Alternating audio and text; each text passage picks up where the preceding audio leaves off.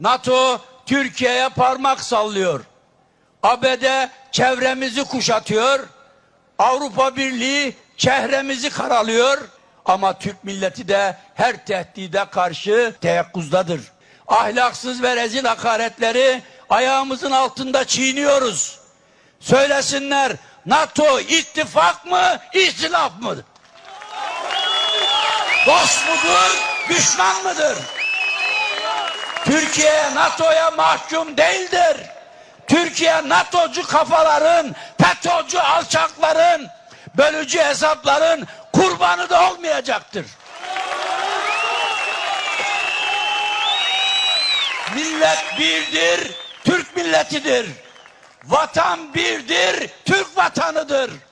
Devlet tektir, Türkiye Cumhuriyeti'dir. 1000 yıllık kardeşlik yeminimizdir. Bozmaya hiçbir oluşum ve örgütün gücü yetmeyecektir.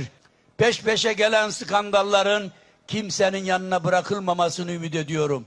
O yüzden diyorum ki, ihanete karşı iman, ihtilafa karşı irade, ilkelliğe karşı itibar, iftiraya karşı ihtiram, sağlam tercihimiz, şaşmaz teklifimizdir.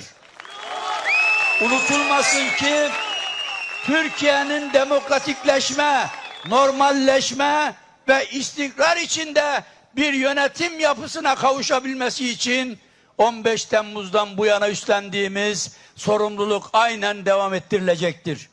Sözlerimizi çekiştirerek dedikoduya batanlar, MHP'nin duruşunu sulandırmaya yeltenenler boşa kürek çekiyorlar.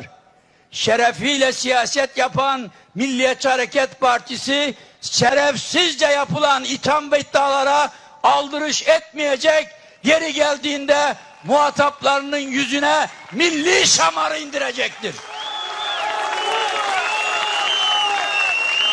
Fitne ve fesat taşıyıcılığı yapanların karşısına milli iradeden aldığımız güçle çıkacağız.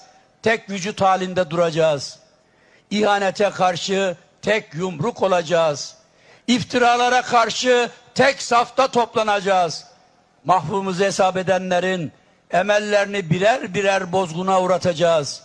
Milletin sinesinden alamadıkları desteği PKK'nın Haçlı İttifakı'nın himayesiyle doldurmaya çalışanlara karşı milli birlik ve beraberlik ufkumuzu sağlam tutacağız.